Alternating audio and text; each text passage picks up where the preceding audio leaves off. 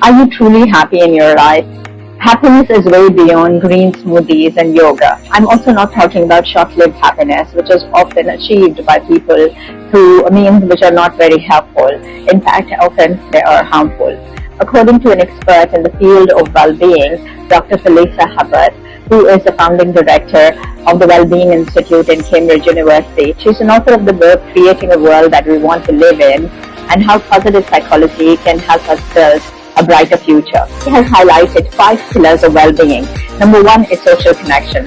We are social animals. We are hardwired for connection. Social isolation and emotional exclusion is perceived by the brain as painful as a physical wound. The same neurochemistry is involved. So it is extremely devastating for us to be socially excluded. But what are the types of social connection that we need? Number 1 is you have to ask yourself, do I have someone in my life who is contributing towards my sense of safety and security, emotional as well as physical? Do I have people in my life who support me, who build me up, who believe in me, remind me of my strengths? Do I have people in my life who provide me physical intimacy and emotional intimacy? Right? Physical intimacy is very important for our emotional regulation, for our nervous system regulation and healing. Do you have people who provide intellectual stimulation, who cater to your cognitive needs of learning and growth?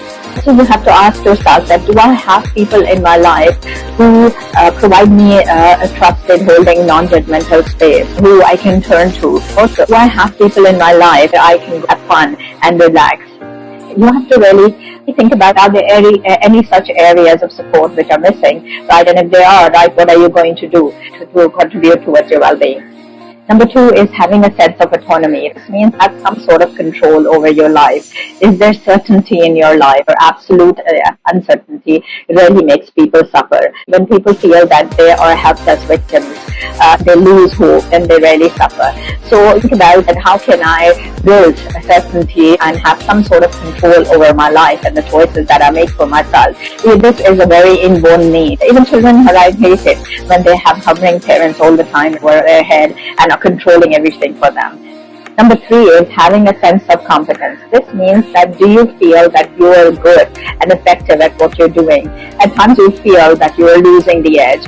Here it is important that you have a growth mindset and keep learning and growing in your field. And rejection and failure and setbacks, right, doesn't mean that you're not competent, but it is just redirection and an opportunity for learning. Number 4 is paying attention to the positives in your life. Right? This is a challenge because our brain has evolved with a negativity bias. This is important for primitive man to survive and look for all of the threats around them. But in these times does not serve us well. So acknowledging this, we've got to make a conscious effort if we want to stay away from depression and anxiety, what is going well in our day and in our life. And this is a habit that needs to be inculcated. Every day, look for the glimmers around you. You know, they can be very, very small. I tell my clients that what was your box of delights, right? Did you put something in your box of delights today or not? Little things. They don't have to be big things. For example, if my cat was sleeping in a very stupid position, I just laugh at it and say that, oh, this was a moment that I've got to capture, and actually capture it in my phone. Also have to remember that you have to look for strengths in people around you and your own strengths, and also having rosy glasses on as to what is good in yourself, others, and the world and the future.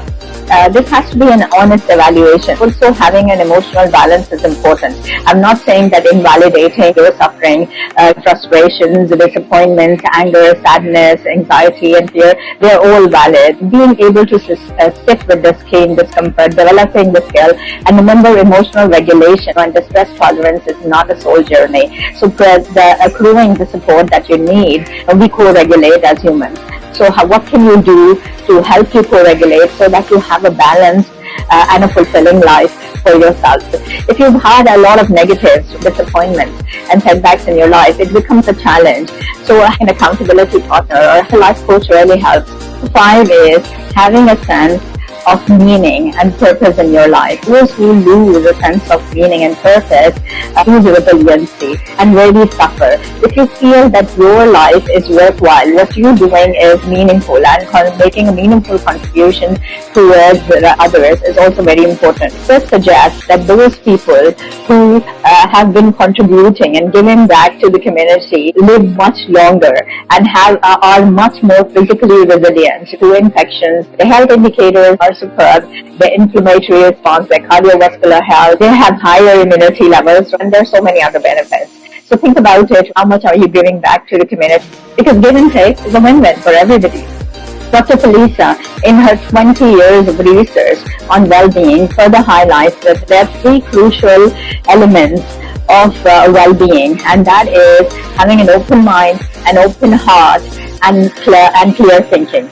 And what she means by an open mind is developing as a skill and ability of metacognition. That means being aware of your thoughts, your feelings, what's happening inside you, your biases, and your values all the time. Okay, and pausing and reflecting and taking a wise and informed course of action in your life. Whatever are your triggers, whatever events happen which really unsettle you, remembering to have mindful awareness.